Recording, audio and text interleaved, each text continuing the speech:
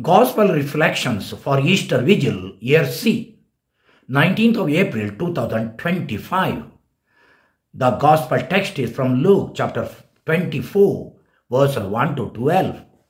The main focus of this Gospel reading is this: as Jesus is risen, now he is not found among the dead, but among the living. Hence, we are to look for him beyond the tomb and meet him in faith among all peoples and all situations. In brief, the main theme is our search for the risen Lord in all situations of life and among all people. Today's Gospel tells us that Mary Magdalene and other women disciples of Jesus had gone to the tomb with the spices they had prepared, understandably, to anoint Jesus' body as per Jewish custom and as a sign of their love, devotion and respect for him.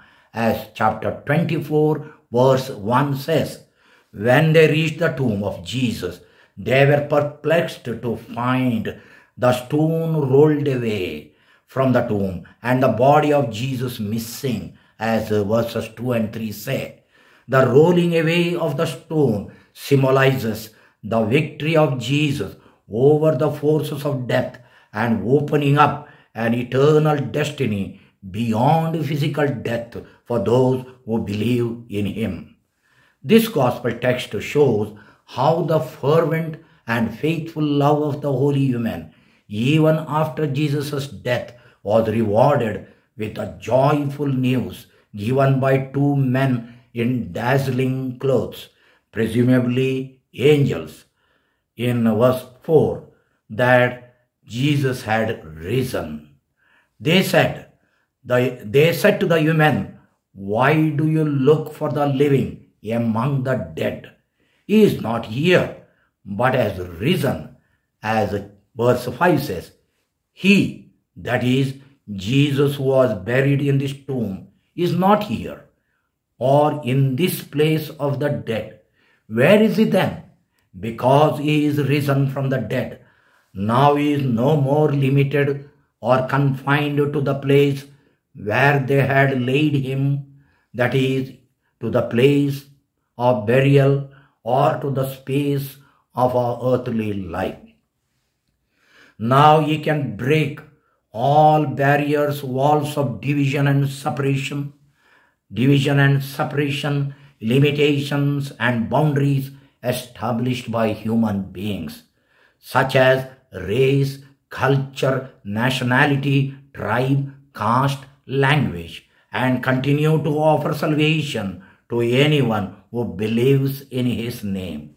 The fact that Jesus was not in the tomb could be physically verified by human because the tomb was empty, but the fact that he had risen from the dead could be believed by them and can be believed by any of us only in faith. Tonight, by keeping this great vigil, we are proclaiming that Jesus is truly risen. Hence, he truly lives. Our Christian life or discipleship is a constant search for the risen Lord. Tonight's gospel text cautions us not to look or search for him among the dead, or not to consider him as though he were a corpse still to be found in the tomb. After his resurrection, Jesus is not among the dead, or not to consider him as though he were a corpse, but he is among the living. Hence, in order to find him, just as the women were told by the angels, we should not limit our search to the tomb or only to one place or one situation, nor should we limit our search for him only in this place of worship, that is the church, prayer, liturgy, or the limited space of our selfish desires. The gospel text invites us to look for and seek the risen Lord away from the tomb in all situations of our life, in our joys and sorrows, daily problems and struggles, crises, calamities, trials, risks, disappointments, and frustrations. We have to recognize Him as He speaks to us in the scriptures and comes to us as our spiritual food in the Eucharist. And we have to recognize Him as we serve the poor and the marginalized whom He served. If we really believe this, we shall experience the presence of the living Lord as He walks with us on our mountains of joy and in our valleys of tears, in our hardships, in our doubts, and in all that happens to us. Because Jesus lives, we can experience His peace in the midst of our disturbed and anxious minds. His providence in our deprivation, His support in our weakness, and His outstretched arms in our fall and failures. Because He lives, we can find Him in our Bethlehems, in our Gethsemanes, in our Golgothas, in our Mount Tabors, and in our Galilees. Yes, because He lives, we can believe that He is with us in all the ups and downs of life and will be with us forever. From the testimony of the resurrection given by the devout human, we come to know that those who seek Jesus with love, devotion, and faith encounter Him in impossible situations, even in death. The faithful love of the human disciples is a great inspiration to all of us not to give up our good initiatives, welfare activities, service when we meet hurdles, opposition, discouragement, or hopeless situations. As the human initially responded to the sight of empty tomb by bowing their faces to the ground, if our gaze is fixed only on the tomb, that is exclusively on material things and worldly concerns, and if we fail to see Him beyond the tomb built by our selfishness and attachment to these things, then He is no more living. He is still dead for us.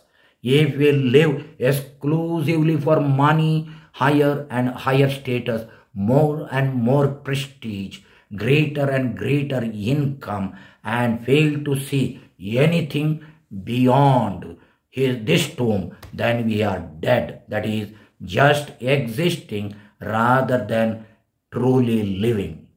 If we have no aim or no cause to live and die for, then we die several times before we really die. Today's gospel invites us to remove the stones that block our faith vision.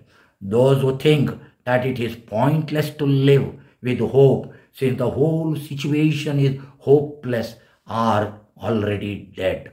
For them, the stone that was blocking the tomb is not yet rolled away. In another sense, our lack of faith, sin, or hard-heartedness and self-centeredness also could be considered as the stones that block our vision of the risen Lord. Tonight's gospel invites us to roll away these obstructing stones. If we believe that Jesus is really living, others can notice it in our lives. After all, the fact of the resurrection was established by the effect it had on the lives of the apostles, or the effect of their faith in the presence of the risen Lord or the living Lord. They were totally transformed from cowardice to courageous witnesses. Do people notice the traces of Christ's living presence in our conduct? A prayer.